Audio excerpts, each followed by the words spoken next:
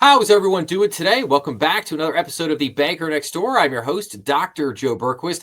Today we have a great episode for everybody. I've got my good friend Allan Burkley is back. He's joining me today, and we are going to have a conversation about a very controversial bank failure that occurred last year. It's a much smaller bank failure because it was a small bank in Kansas, but this has got all the elements of a great story that you're looking for. We got kind of intrigue, twists and turns.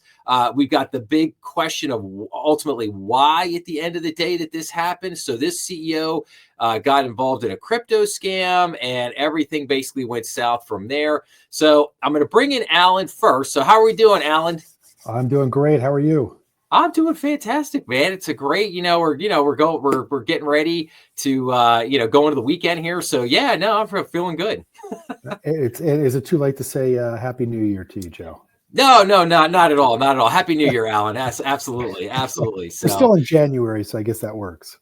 Yeah, absolutely. So okay, so let me bring this in just so everybody can see it real quick. So this is the article that Allan and I we're gonna walk through this today. So in a very real way, this is gonna be like a read along. We're gonna go through this article, and as we're reading through, we're gonna stop periodically and kind of discuss some of the elements of what's going on here. So just to set the stage.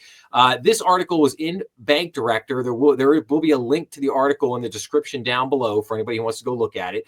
But this was a magazine exclusive for Bank Director called Victim or Perpetrator. And it's about a gentleman named Shane Hanes.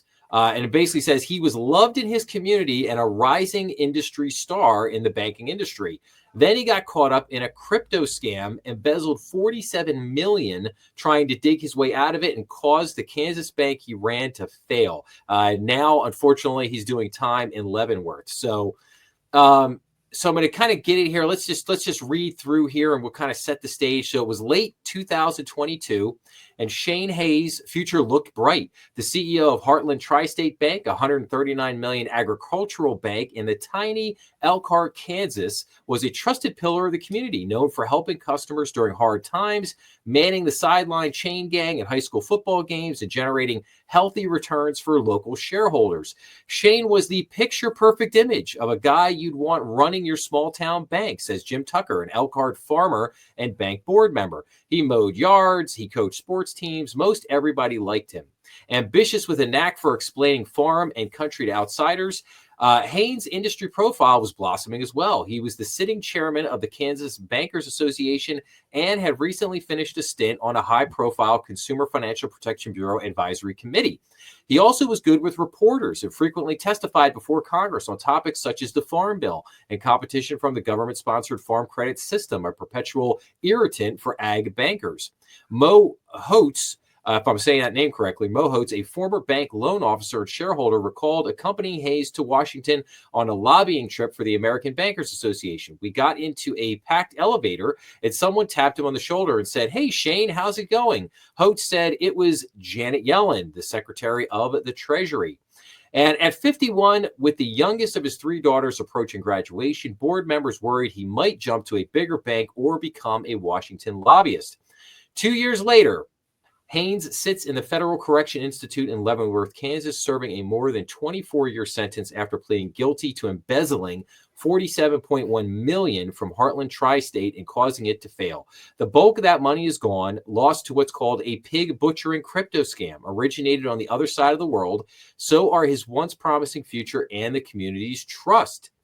In an emotional August sentencing hearing, 11 victims, most of them bank shareholders, vented Hanes and asked the judge to impose the harshest prison term possible. It's a difficult thing to understand how someone that we all considered one of our own could betray the people and the community in such a devastating way, Stephanie Murray, a retiree and shareholder, told the judge. Added Brian Mitchell, an Elkhart farmer and regional theater chain owner who was Hanes' neighbor and a bank client. The damage that he has done to my town, I can only describe in two words, Your Honor, pure evil.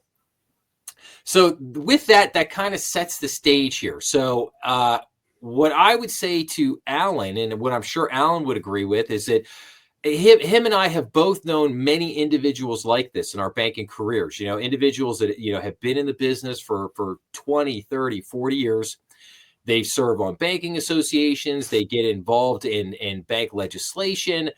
Maybe they get involved with the American Bankers Association, or maybe they just this gentleman served on his local state banking association as well. So again, but you see bankers that get involved in these different facets, and they really build a lot of trust and rapport with a lot of individuals over the course of their career.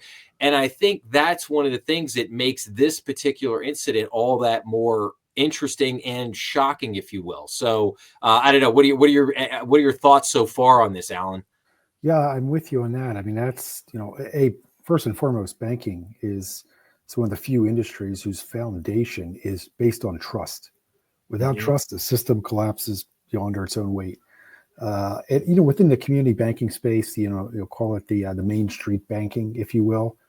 This is what you're looking for. I mean, you're looking for, the person that's involved in the community, that they're engaging with stakeholders within the community. You're, at the end of the day, as a bank, you're trying to make a positive difference in the lives of the people within your community, your work. And, there are, it's like you said, there are thousands of people like this, not that went to jail, but that run banks that are this person. They are good financial stewards, right? And that's what the community expects from a community bank, and a Main Street bank, is to be that good financial steward of the community's money, right? Community banks, we take in local deposits and we lend it out locally, right? You and I are here in the Philadelphia area. Our banks are not lending out in California. It's lending here in our backyard. And that's, again, you have 1,000 bankers like this that are doing this and having that trust. So to have this one person violate that trust and breach that trust is certainly is newsworthy. And you could certainly see here from the comments of some of the individuals that testified at the court hearing, the damage that has been done to my town, I can only describe in 2 words: pure evil. It's a difficult thing to understand how someone that we all considered one of our own could betray the people at the community in such a devastating way. And we're going to see here in a few minutes, as we get through the article, the impact of what this ultimately had on the local, just the town, the economy, the environment, if you will. It's just, I mean, it can be a very, very big thing when somebody, and not just a bank, but I mean, I think any company that's got a long history, that's been around for a long time, that's considered kind of a pillar of the community. When you have something like this, you have some kind of financial corruption or something that ruins the company and brings it down completely, and you have a whole bunch of employees that lose their jobs. I mean, that shakes a community to its core, and I think very interestingly enough, I mean, I think banking just plays such a central role at the economic life of every, local community. And so when a bank goes down, I think in a very real way, it's even worse, just because of the ripple effects that it has throughout that local community. So 100% with you on that one. I mean, it is, again, at the end of the day, not to sound biased, because you and I are in banking, but it's, the bank's monies that make the wheels go round in the economy. Yep, absolutely. So, okay, so now let's continue on with the next part here in terms of, let's talk about what happened here. So what happened in Elkhart? So prosecutors say that Hanes, whose first name is pronounced Shane, got ensnared in a crypto scam, fell into a deep financial hole, and then used the bank's balance sheet to try to dig out. According to court filings, he was befriended on WhatsApp by a cyber criminal, most likely from Southeast Asia, who slow-talked him into investing in cryptocurrencies. The amounts were nominal at first, and then the gains he saw on the scammer-supplied app looked promising. Over time, Hanes was prodded into investing greater and greater amounts to unfreeze those gains, but never caught up. It's not for nothing that such scams are referred to as pig butchering, because the victims are metaphorically fattened up over time for slaughter. As a banker responsible for ensuring customers don't fall prey to such schemes, Hanes knew better. In a 2022 interview with Bank Director, he listed crypto awareness as a top priority for his board. He just got indoor plumbing, or I should say, we just got indoor plumbing a few years ago, and these guys are worried about the bank's response to digital currencies, he quipped then. It turns out those concerns were justified. While most agree that Hanes was a victim, at a fateful moment, he also became a criminal. After draining his personal accounts, prosecutors and federal investigators say Hanes began stealing money from those closest to him, $60,000 from his daughter's college fund, $40,000 from his church, $10,000 from his investment club. Eventually, he turned to the bank, maxing out its credit lines and persuading employees to help circumvent wire transfer policies the board had adopted. Over 6 weeks in 2023, Hanes tapped $24 million from a little-used line of credit at the correspondent bank and another $21 million from the Federal Home Loan Bank, according to a material loss review published by the Federal Reserve System's Office of Inspector General. He also initiated 10 wires, including 2 for at least $10 million, to a cryptocurrency wallet in his own name before quickly transferring the money to his unseen friend. By the time he approached Mitchell, one of the biggest farm clients, for a $12 million loan, most of the damage was done. 2 weeks later, after a series of tense board meetings, bank officials notified state authorities and the Federal Reserve Bank of Kansas City that they had a liquidity crisis. A week after that, a small army of black government-issued SUVs and cargo vans with out-of-state plates lined Morton Street, Elkhart's main drag, as Heartland Tri-State was shuttered and sold to a rival an hour's drive up Highway 27 in this remote part of southwestern Kansas.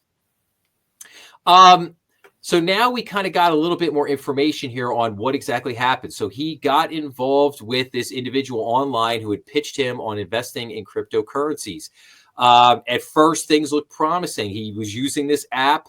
The app showed him some kind of results. It showed him that, the initial investments he was making were having positive returns. But where the scam came in was that in order to unlock those gains, he had to keep investing more money. And again, what's shocking to me about this is that, he knew better. Like, he knew about these scams. He was warning his own customers about these types of scams. And yet here we are. He got in bed with this, and then he goes to he drains all of his personal accounts. He's taking money from his kids, from his church. And then he gets to the bank and he uses what's called, he used what's called a correspondent bank. There's a number of those around the country. And then he tapped his line of credit at the Federal Home Loan Bank. And then he starts getting wires. It starts sending wires in. So there's a lot of crazy stuff happening here. And it's a lot to unpack, but I don't know. But I'm going to throw it back to you for a minute here, Allan, just to say, as all this is unfolding now, what are your thoughts on all this? Wow. You just think internally, operationally, wow. I'm picturing, do you happen to know what asset size this bank was? It says here at the beginning, I think it was 123 million asset bank. So it was a small bank. It was not a big bank. Okay. That's what I was picturing, maybe, 2-3 branches total, very, very limited geographic reach. You look at just, put yourself in the controller's seat or the CFO's seat, separate from the people in the wire room. And you wonder, these are 8-figure advances. Yeah, for a small bank. For a small bank. Yeah, this is I won't name other banks, but this is not a too big to fail bank.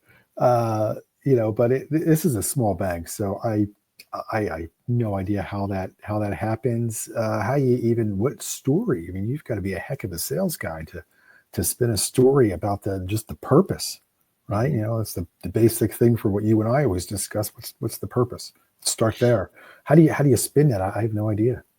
And I'll tell you what, and I'll save this. I'm going to save this for the end, okay. But I want to talk about the idea at the end of what's known as what's called the dominant CEO. And we'll get, like I said, I want to say, because I want to get through the rest of this here to let everybody know what happened. But then at the end, we'll kind of circle back to because I'd like to touch on that, the kind of idea of internal controls, the dominant CEO. Like I said, we'll come back to a couple of these things at the end here, because I want to finish the rest of the story here and then let people see how this played out and questions that people had about, well, what did the board know? What did the senior management team know as all this was unfolding? So let's continue on here and get through the rest of this. So now we get into, it's called a tragic tale. So it's a tragic tale with no winners beyond an unfindable criminal group on the other side of the world. And perhaps the bank that acquired Heartland Tri-States remains from the Federal Deposit Insurance Corp at a discount. However, the failure cost the FDIC Deposit Insurance Fund $54.2 million. Hanes is in prison and has been banned from the Fed from participating in the affairs of any financial institution. And local shareholders, a group of 33 farmers, business leaders, and current and former bank employees who first invested in Elkhart Financial Corp, the bank's holding company, in 2011, are out as much as $13 million in capital that was on the books before the failure. The bank performed well over the years, and shareholders became accustomed to healthy dividends and steady rising valuations. The failure initially wiped out all their holdings, costing some families more than $1 million. Some were forced to sell their homes, change elder care arrangements, or scale back retirement plans. A few experienced health problems that were exacerbated by the stress. The shareholders won a surprise reprieve in November of 2024 when a federal judge ruled that $8.1 million seized by the Federal Bureau of Investigation in a Tether account associated with Hanes would go to them. The figure is close to the original cost basis for their investments in 2011, but doesn't include an estimated 67% gain in the value of shares over the ensuing 12 years. Given where they were before, shareholders are happy. The FDIC, which had petitioned to receive 85% of those funds to recoup some of the insurance fund's losses, was shut out, which is unusual.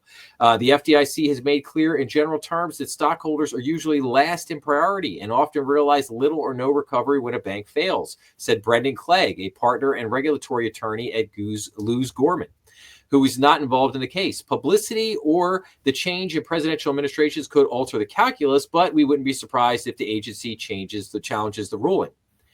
So while cause for celebration, a restitution decision doesn't wipe away the drama of the last 18 months. In Elkhart, a well-kept county seat of 1900 set on an endless, windswept prairie perched atop the Oklahoma panhandle, the loss of the only locally owned bank is felt by everyone. Depositors didn't lose money, but businesses have been hurt.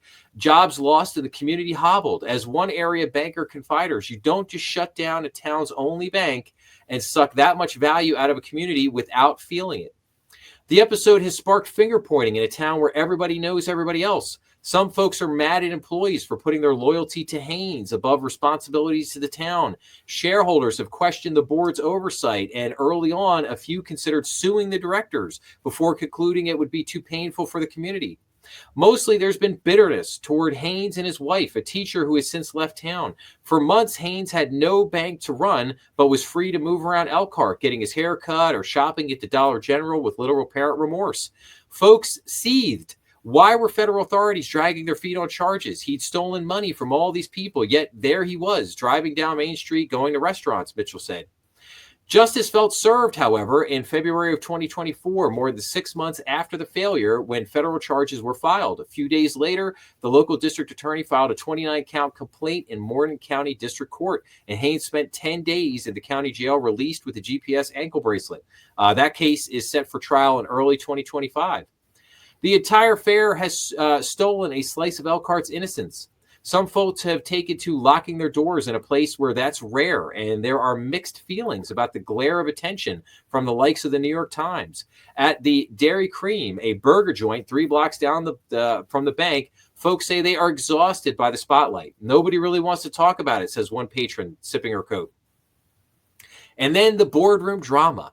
For the board, what happened in Elkhart has been a nightmare. The group has endured stress, scrutiny, and the burn of watching the most important institution in town, a bank that was by all accounts in good shape, abruptly fail and get sold to a rival on their watch. Directors, all of whom were shareholders, still don't know if they will face any penalties or sanctions from government agencies or elsewhere, but acknowledge it's a possibility. The bank was growing under Hanes' leadership.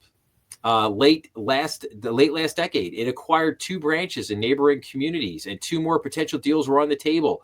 Tucker said his father, Bill, the bank's recently deceased chairman, was a big fan. To my dad, Shan Hanes was the bank's Patrick Mahomes, the quarterback who was 12-0, he recalls. The bank performed solidly every year. Shareholders were getting nice dividends and we were growing. I certainly thought he was doing a good job. Tucker says he first learned something might be amiss in early 2023. There was a larger than usual wire transfer, but it came with a plausible backstory involving Hanes helping a young borrower. The idea of Shane doing something criminal didn't even cross my mind, Tucker says. Then another large wire transfer was brought to the board's attention. Hanes claimed it was a mistake, but he was a meticulous guy, a numbers guy, who didn't make many mistakes. Questions started to percolate. On July 5th, Hanes approached Mitchell for the $12 million loan. He admitted he was involved in crypto, even showed him an account on his phone that purported to contain $40 million waiting to be released, but insisted it didn't involve the bank. Mitchell says he turned down the loan request, and when he heard at the next meeting that Hanes had wired $12.4 million of bank funds over 3 days in early July, he alerted a board member. Over the next several days, directors absorbed what Hanes had done and what he still wanted to do. Their CEO conceded that he had invested bank money into crypto, yet he wanted the board to borrow $18 million more, which he argued would yield a $20 million profit. It was the only chance to save the bank. Board members were incredulous at what they were hearing. What had happened to the risk-averse Boy Scout who ran their bank? He was talking in circles, Tucker recalls. Finally, I slapped the table and said, BS. Shan Hanes, I don't even know who you are right now. Hanes came to the next day's board meeting looking disheveled in shorts, a t-shirt, and flip-flops, and made one final pitch to the added investment, which was unanimously rejected. The last director to vote said, Shane, I'm not comfortable betting the farm on this, Tucker recalls. Shane leaned across the table and said, David, I've already bet your farm for you. It was chilling. And let me see here, and then we'll get down to then it gets down into like shuttering the bank. So, management contacted state and federal officials on a Friday, and a team of examiners, investigators arrived the following Tuesday. Management told employees, most of whom didn't know what was happening, that it was a surprise audit, but then they eventually closed the bank. And then we get down to the final thing, a cautionary tale. What happened in Elkhart is a cautionary tale for bank boards everywhere. Heartland Tri-State's policies and operations looked similar to those of most other community banks, if not better. Its Camel's ratings were historically strong, a string of 1s and 2s on the examiner's 5-level scale for at least 5 years running. Its CEO is an industry leader. If fraud like this could happen here, it could happen anywhere. The Fed OIG review cites a dominant CEO as a breakdown in internal controls as significant factors in the failure. The board had policies in place, such as capping the daily wire amount for any one sender and required 2 employees to sign off on any wire transfer that should have prevented the transfers. The bank also employed a standard BSA/AML policy that mandated filing suspicious activity reports for something as unusual as multi-million-dollar transfers to a cryptocurrency account. Yet Hanes convinced the bank's CFO, who was also the BSA officer and a board member, to sign off on 8 wire transfers and not file SARs on them in a timely manner. Senior bank employees circumvented the bank's wire policy and daily limits to approve and process Hanes' wire transfer requests. While it's easy and accurate to think of the failure as the result of a CEO gone rogue, could the board have done something to prevent it? Tucker, whose family has owned banks for most of the last 40 years, didn't think so. You could say, well, we should have trusted him, but how do you run a bank and not trust your president, he asks. Even so, regulatory attorneys say what happened at Heartland Tri-State highlights the importance of having multiple lines of defense and enhanced training in emerging threats like cryptocurrencies. The external risk landscape is evolving rapidly, and boards need to keep pace. And then finally, it finishes up with basically saying the big unknown, the why. Why did he do this at the end of the day? And then it talks a little bit about, pig butchering and whatnot at the end. But wow, I mean, we went through a lot there, Allan, talking about, how this stuff unfolded. Obviously the drama going on in the boardroom, what the CFO did. What are your thoughts here on kind of the actions of the CFO, the actions of the board, and throughout this whole situation? I mean, what thoughts do you have on this? I think it's, first and foremost, hey, by the way, I'm you mentioned Patrick Mahomes. All right. The Birds by 10 in the Super Bowl, right, Joe? Yeah, that's right. That's right. Right, Absolutely. Double digit, baby. Double double digit. digit. We need double digit. Yeah, and that's the thing. There were so many interconnected parties. I mean, operationally, they're look. I'm a firm believer. I know you're going to touch on this about the dominant CEO, Mm-hmm. but operationally, it begins with the enterprise level, right, and not so much the business unit or the team unit level. But when you look at that team unit and business unit level, with regards to finance and then operations, the wire room and the CFO, it's funny that the CFO is also on the board, right? Mm-hmm. Because you get back into the, I tell you, from the business, it's what did you know, when did you know it, what did you do about it, Yep. and the fact that there are these irregular wire transfers for very, very large dollar amounts. At no point, not to cast blame on anyone, but at no point you would think that a person who's also on the board would also raise his hand and say, Houston, we might have a problem here, and at least do some level of enhanced due diligence around that, behind that CEO, with regards to monitoring. That happened, and you just wonder how pervasive was the plan. Was it just isolated to the CEO, or was it pervasive amongst a number of people there? Yeah, I agree. And I think it looks pretty bad when your CFO, who, again, like you said, who's also a board member, is signing off on these wires, but not only signing off on the wires, but basically saying, oh, we won't file those SAR reports, suspicious activity reports, through the AML and BSA policy. Like, we're not going to file those reports. Which is an enormous red flag, I mean, the bank could get into a ton of trouble just with that. Like, even if everything was on the up and up and they just weren't filing the reports, doing their regulatory compliance, I mean, they could get hammered for that. I mean, we've all seen what just happened with TD Bank. Obviously a much larger scale issue, but we, again, I mean, your bank could get absolutely hammered for not complying with these kind of things. 100%. So it's just, and it's shocking that it was so the CEO goes to the bank's largest customer and says, hey, can I borrow 12 million? And he goes, well, no, I'm not going to lend you 12 million for this. And then he's also, and then he goes to one of the board members who basically says, oh yeah, we just did this wire for 12.4 million. He's like, wow, that's strange, because, he just came for me for a loan for 12 million and I turned him down. And that's the board member that then kind of alerts everybody to what's going on, not the CFO, who is basically directly involved in everything that's unfolding. So that definitely does not look good to me on the CFO's part, in terms of, what was going on and what was unfolding there. But it was very chilling.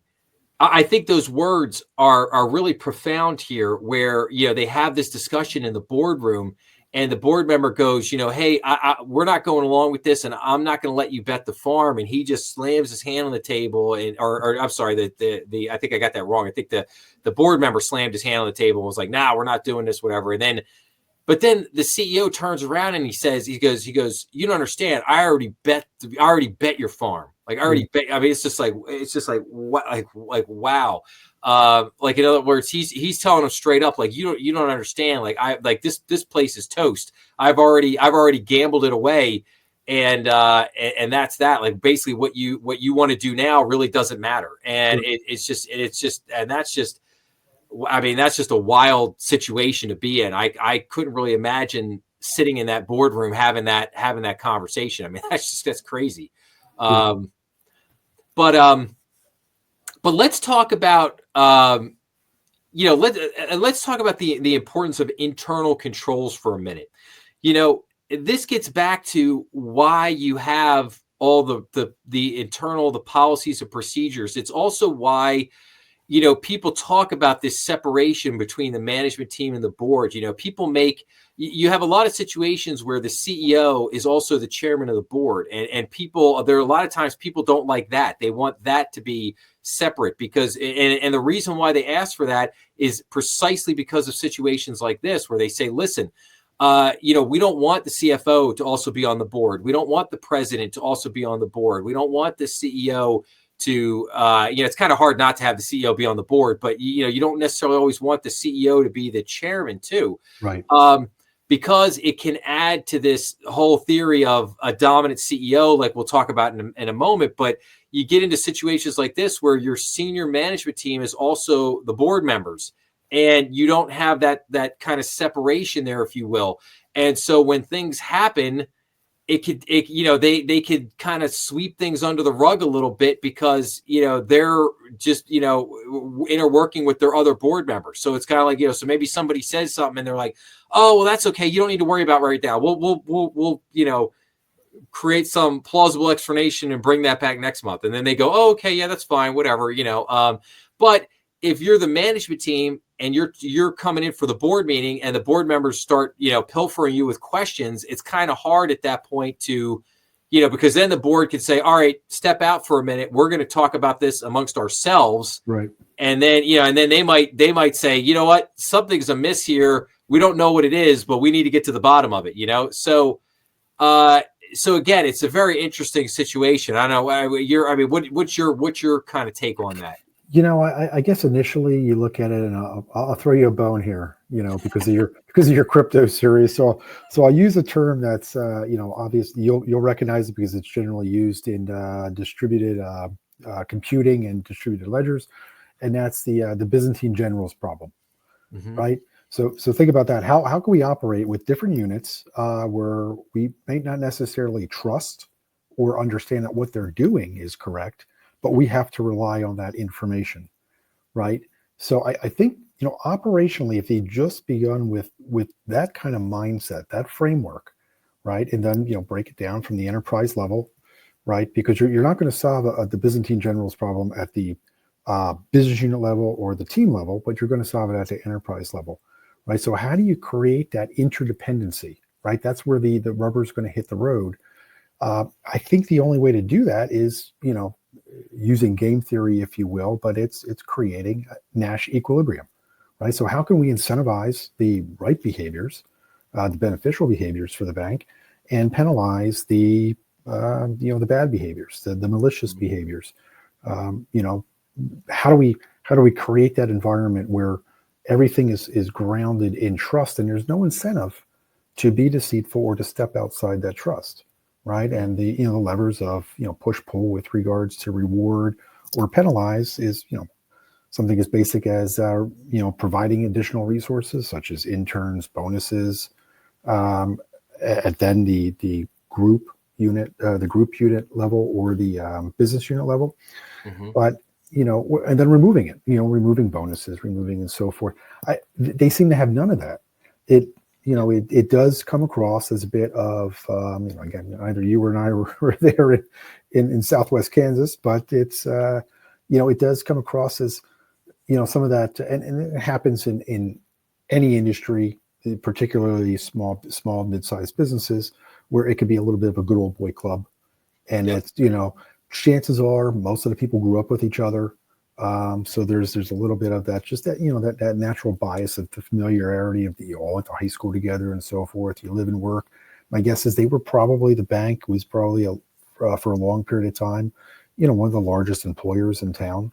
Again, be speculating there, but Southwest Kansas is rather rural. So you think about it just from the when we do our basic basic outline. You think about it almost like from an OKR standpoint. I'm a CNI guy, so we're always talking to clients, with an OKR framework. For those unfamiliar with that, it's objectives and key results, but it's that alignment between enterprise value, the business unit, and the team level, that alignment and the interdependency within that, and the reinforcing behaviors that you're looking to create, again, which is the push, pull, penalize, or reward. Yeah, no, and I think that's a perfect segue, Alan, into this concept of the dominant CEO. Like you have all different kinds of leadership styles. I mean, you could have a servant leader, you could have a transitional leader, transformational leader, to name a few. I mean, there's probably a dozen main ones, but then you can also have this concept of what's known as a dominant leader, and again, leaders can be a combination of these things. They don't have to necessarily be like one or the other.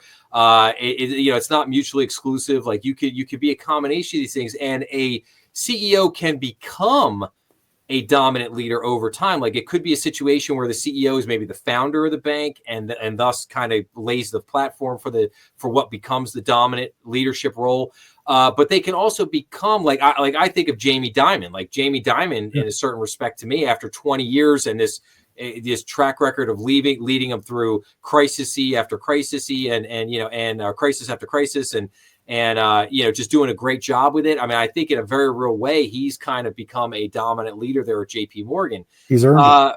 Yeah, he's earned it. Correct. And so these dominant leaders, they get there because they have this great track record and they've been through some cycles and they've been through up and downs. And like you said, people trust them. Everybody trusts them. The employees trust them. The board trusts them. The shareholders trust them. The community trusts them. All your key stakeholders trust them. And they've earned that. That's the key thing. They've earned that trust by always, having great leadership styles and, just seeming to be that great person that always just seems to know the right button to push at the right moment to either get through a tough situation or get through a tough time and produce great results and just keep everything rolling in the right direction. And so you get this type of leader.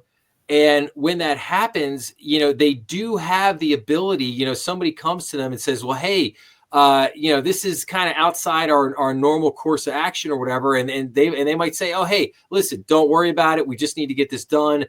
We got to do something for this, maybe we got to help the fire department down the street. We just got to do this, or the church had a fire and we need to help them out or just something extraordinary happens. And so they say, listen, I get all the paperwork and the compliance. We'll get all that taken care of, but we just got to do this right now to help them out. So, and then, and the employees they trust, so they'll go along with it and say, yeah, no problem. Let's do this. Let's do that.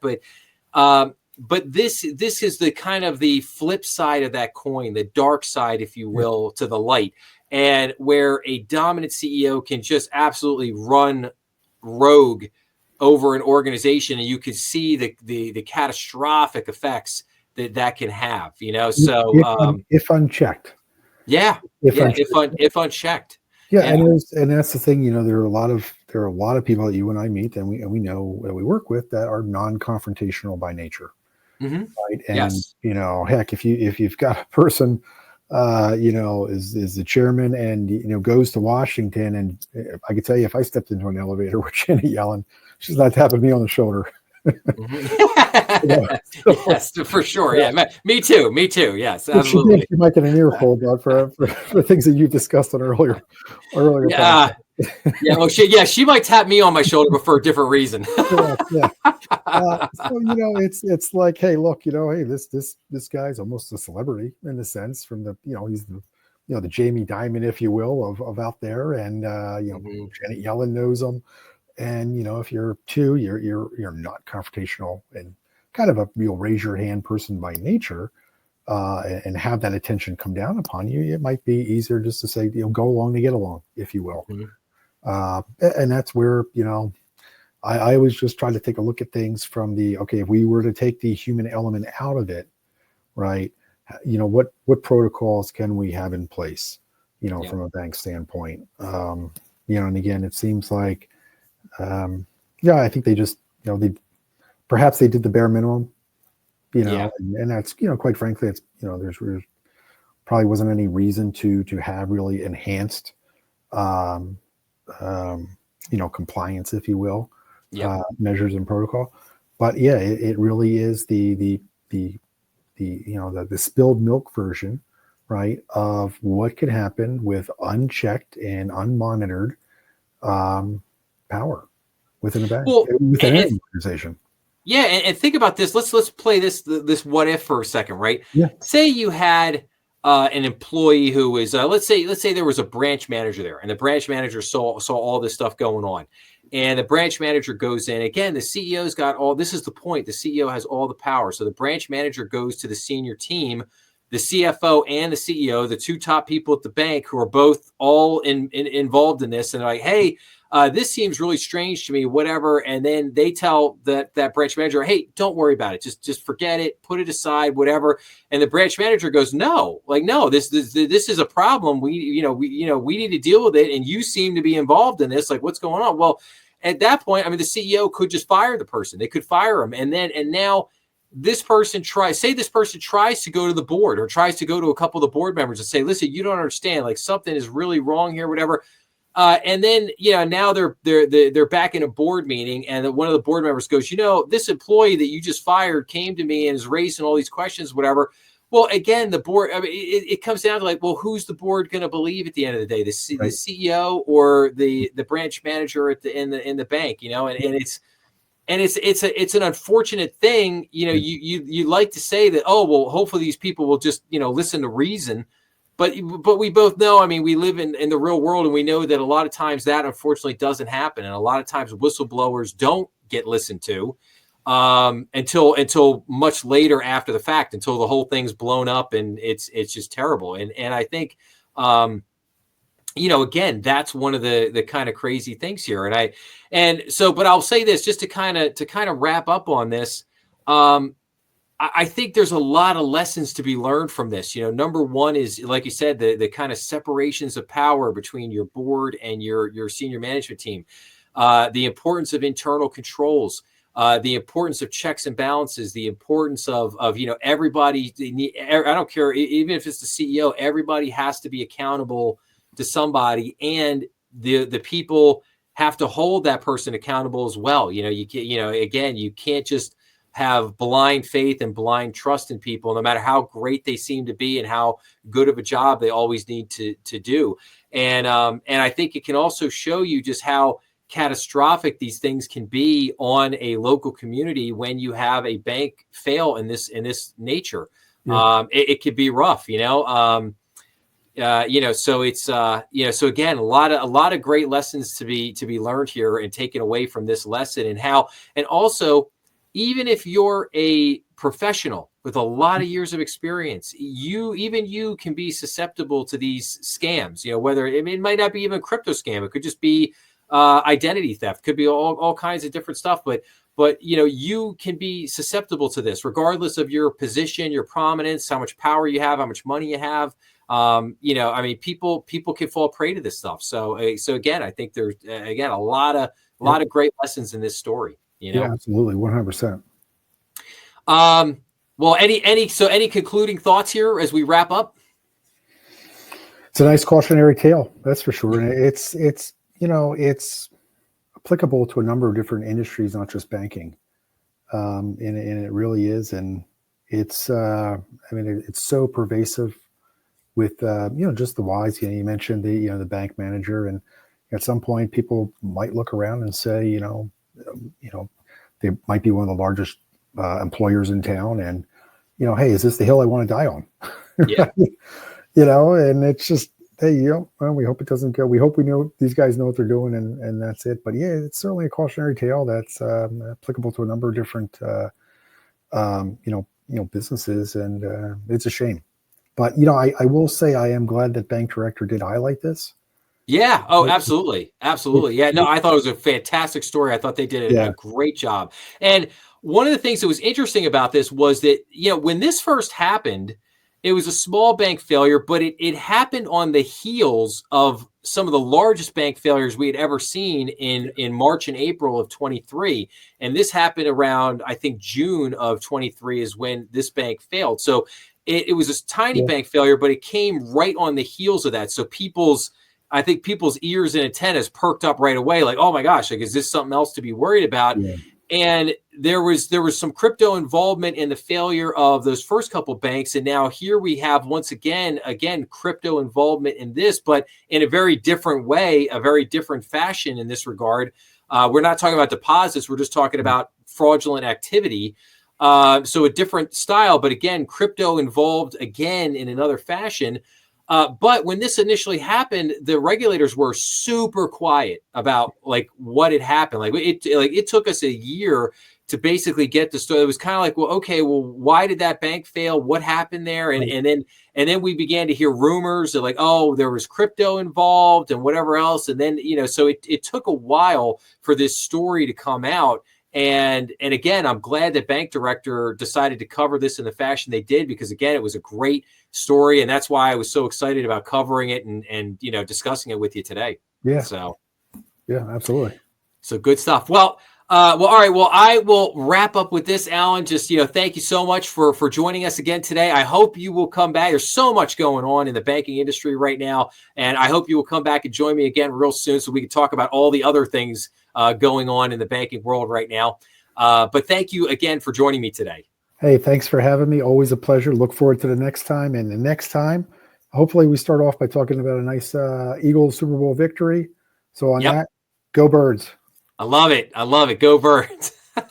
All right, everybody. That was Allan Burkley. And I'm just going to wrap. I know this episode was longer, but I hope you really enjoyed the conversation around this particular story, because I thought it was a great story to cover. But I'll wrap up by saying make sure to like, share, and subscribe. That helps the channel. Remember, we are on YouTube, Rumble, and all major podcast platforms. Be sure to check out some of the other content on the channel. Always leave your comments down below, as I love hearing back from everybody. And remember to catch BND Strategy Room live every Saturday night on YouTube at 8 p.m. So with that, I bid everybody a fond farewell. Take care. See everybody again soon.